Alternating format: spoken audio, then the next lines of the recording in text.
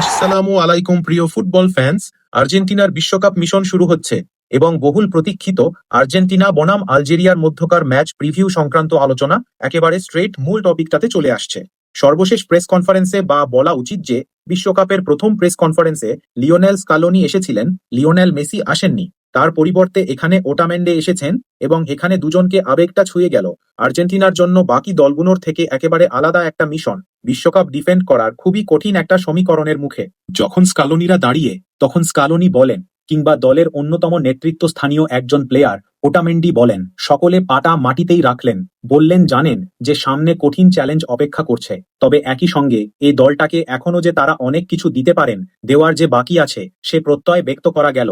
আমি আর্জেন্টিনার tactics, probable line up এগুলো নিয়ে কথাবার্তা বলবো, তবে তার আগে আরো একবার আলজেরিয়ার ফরমেশন বা কোন স্টাইলে তারা খেলতে পারে সেটা রেফারেন্স হিসেবে সর্বশেষ একটা ভিডিও যারা দেখেননি তাদেরকে দেখে আসার অনুরোধ করব। সেখানে ক্লিয়ারলি আলোচনা করেছি আর্জেন্টিনার এই ডিফেন্স লাইনটার জন্য ফাইনাল থার্ডে যখন রিয়াদ মাহারেজ, আমরা গৌরীর মতো প্লেয়ার থাকেন, মিডফিল্ডে এখানে মাঝের মতো প্লেয়ার রয়েছেন। আলজেরিয়া সাম্প্রতিক ফর্ম নিয়ে কথাবার্তা বলেছি, অর্থাৎ আলজেরিয়া যে ভালো ফর্মে রয়েছে সেটা অ্যাকনেজ করে আরো একবার তাদেরকে প্রাপ্য কৃতিত্বতা দিয়ে শুরু করলাম। এখানে লিওনেল স্কালোনের জন্য মিশনটা যেটা হতে যাচ্ছে সেটা অত দ্রুত বিশ্বকাপে হয়নি। প্রথম ম্যাচটা 2018 বিশ্বকাপে আর্জেন্টিনার ভালো যায়নি, 22 বিশ্বকাপের কথাটা সকলেরই জানা।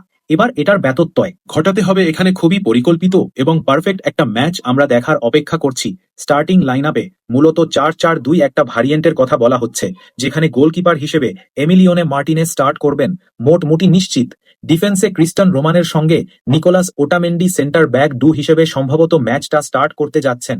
রাইট ব্যাক পজিশনে মলিনা কিংবা মন্তিয়াল, এ মুহূর্তে মন্তিয়ালের সম্ভাবনা বেশি দেখছি। লেফট ব্যাক পজিশনে শুরুর দিকে মনে হচ্ছিল যে ফাকুন্তু মেদিনা হয়তোবা স্টার্ট করতে পারেন, তবে লিজান্দো মার্টিনেজারের সম্ভাবনাটা সাম্প্রতিক সময়ে এসে বাড়ছে, অর্থাৎ এখানে লিজাদর কথাও চিন্তা করতে পারেন। মিডফিল্ডে এনজো এবং ম্যাক অ্যালেলিস্টার, এ দুজন একটা ডাবল পিভট সিস্টেম যদিও অনেক জায়গায় দেখা যাচ্ছে, তবে আমার কাছে মনে হয় দুজনের মধ্যে যে কোনো একজন মূলতই সিডিএম এর রোলটা প্লে করবেন, ডিপ্লাইং প্লে মেকিং করার চেষ্টা করবেন। সেটা হয়তোবা ম্যাক অ্যালিস্টারে হতে যাচ্ছেন এনজো ফার্নান্দে। সেক্ষেত্রে বক্স টু বক্স মিডফিল্ডের সে রোলটা প্লে করবেন। একটা সাইডে রড্রিগো ডিপল আর একটা সাইডে থিয়াগো আলমাদা, অর্থাৎ চারজনের একটা কম্প্যাক্ট মিডফিল্ড লাইন। ফাইনাল থার্ডে লিওনেল মেসি একেবারে ফ্রি রোলে বড় বড়ের মতো, এবং তার সামনে লাউতরো মার্টিনেজের এই মুহূর্তে সম্ভাবনাটা একটু বেশি, যদিও হুলিয়ান আলভারেজকেও একেবারে ইকুয়েশনের বাইরে রাখা যাচ্ছে না। এটাই মূলত আর্জেন্টিনার ফরমেশন। আর্জেন্টিনা এই সেটআপটাতেই খেলবে এই মুহূর্তে। অনেকে এটা রীতিমতো জোর দিয়ে বলছেন, তবে এটা না হলেও এটার কাছাকাছি কোনো একটা জিনিস হবে। এখানে একজন দুজন প্লেয়ার যদি আসলে নামটা পরিবর্তিত, অবাক হব না, তবে যে জিনিসটা খুব একটা বেশি মনে হয় না পরিবর্তিত হবে, এটা একটা মিডফিল্ড সেটআপ। অর্থাৎ এখানে স্কালোনির প্রতিপক্ষের অবস্থা বুঝে মিডফিল্ডে আর্জেন্টিনা যাতে করে নাম্বার গেমে পিছিয়ে না থাকে এবং মিড দিয়েই যাতে করে ম্যাচটা কন্ট্রোল করতে পারে, সে জিনিসটা নিশ্চিত করার তারা চেষ্টা করবে। যদিও লিওনেল স্কালোনির একটা ব্যাকআপ প্ল্যানের কথাও টিওয়াই স্পোর্টস থেকে শুরু করে আর্জেন্টিনা মিডিয়া বলছে, যেখানে তিনজনের একটা ব্যাকলাইনের কথাবার্তা বলা হচ্ছে, এবং সেক্ষেত্রে হয়তোবা জুলিয়ান ও সিমিওনি কিংবা নিকো গঞ্জালেস এই প্লেয়াররা ব্যাকআপ হিসেবে থাকবেন, বা সেরকম একটা যদি ফরমেশনের পরবর্তীতে সুইচ করা দরকার পড়ে তারা থাকবেন। এর পাশাপাশি আমি নিকো পাস এবং অবশ্যই ভ্যালেন্টিন বার্গ, এজেল প্যালেসিওস এদের কথা মেনশন করব। এদেরকে একসাথে যুক্ত করে আর্জেন্টিনার যে সাবস্টিটিউট প্লেয়ারদের একটা রেঞ্জ আছে সেটার কথা মনে করিয়ে দিচ্ছে। সব মিলিয়ে লিওনেল স্কার্নি অল সেট বিশ্বকাপটা ভালোভাবে শুরু করার জন্য। এবং আমার কাছে মনে হয়, আমি নিজেও যতটুকু দেখার সুযোগ পেয়েছি, আলজেরিয়ার বিপক্ষে আর্জেন্টিনা যদি এই সেটআপটাতে স্টার্ট করে, এটাই এই মুহূর্তে দাঁড়িয়ে বেস্ট পসিবল একটা সেটআপ বলে মনে হচ্ছে। কারণ দিন শেষে লিওনেল মেসির উদ্দেশ্যে বলটা যত বেশি বাড়ানো যায়, মিডফিল্ডে যত বেশি কন্ট্রোল করা যায়, এবং অনেক বেশি করে লাউতরো মার্টিনেজ 2022 বিশ্বকাপে অনেকগুলো সুযোগ মিস করেছিলেন, এবার যাতে করে সেটা কম্পেনসেট করতে পারেন, এমন একটা জিনিস আসলে দেখার জন্য আমরা অবশ্যই অপেক্ষা করব।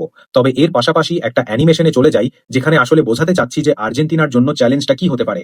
যেমন ধরুন লিওনেল মেসি ফ্রি রোলটাতে খেলবেন এবং তিনি প্লে মেকার হিসেবে কাজ করবেন। লাউতরো মার্টিনেজ থেকে শুরু করে থিয়াগো আলমাদা, তারা যখন অটাকে উঠবেন তখন লেফট হাফ স্পেসে Thiago Almada, Lautaro Martinez DBox target করা, লিওনেল মেসি ফ্রি রোলটা ব্যবহার করা, রডিগো ডিপল ডান সাইডে তাকে সাপোর্ট দেওয়া, এবং এর পাশাপাশি মন্তিয়াল হোক কিংবা মলিনা হোক, তাদেরকে কিন্তু ওভারল্যাপ করে উপরে উঠে আসতে হবে। যখনই ফুল ব্যাকরা ওভারল্যাপ করে উপরে উঠে আসবেন, তখন কাউন্টার অটাকে প্রতিপক্ষের কাছে যেহেতু ফাস্ট স্পিড কয়েকজন প্লেয়ার রয়েছেন, এই ফুলব্যাকরা খুব ভালোভাবে কাউন্টারে অ্যাটাকটা সামলাতে পারবেন কিনা, ব্যাক ট্র্যাক করে পেছনে খুব দ্রুত আসতে পারবেন কিনা, এটা খুবই ক্রুশিয়াল একটা ফ্যাক্টর হচ্ছে। এবং একই সঙ্গে যেহেতু একেবারে প্রপার সিডিএম এখানে পারদে স্টার্ট করছেন না, এটা ধরে নিয়ে বলছি, সেহেতু এই যে ডিফেন্সিভ চারজনের লাইন আপের সামনে যে পিওর মিডফিল্ডাররা রয়েছেন, এক্ষেত্রে এনজো ম্যাকালিস্ট এবং রডিগো ডিপ্লের কথা বলবো। এই মিডফিল্ড ট্রায়ো একটা ব্লক হিসেবে ফার্স্ট লাইন ডিফেন্সটা তৈরি করতে পারবেন কিনা, ডিফেন্সের সামনে অর্থাৎ ডিফেন্সিভ কভারেজটা দিতে পারবেন কিনা, সেটাও এই ম্যাচে একটা ক্রুশিয়াল পয়েন্ট হতে যাচ্ছে আর্জেন্টিনার কাছ থেকে। এমন টাইপের ম্যাচে কিংবা গোটা বিশ্বকাপে আমি ডিফেন্সিভলি বারবার করে বলি, ডিফেন্সিভলি ফার বেটার পারফরমেন্স আশা করি। শুধুমাত্র ফুল ব্যাক, সেন্টার ব্যাক, গোলকিপারের কথা বলবো না, একই সঙ্গে মিডফিল্ডারদের কাছ থেকে বল পজিশন রিগন করা, প্রতিপক্ষের কাছ থেকে বল কেড়ে নেওয়া, এই জিনিসগুলো আরো বেশি করে দেখতে চাই।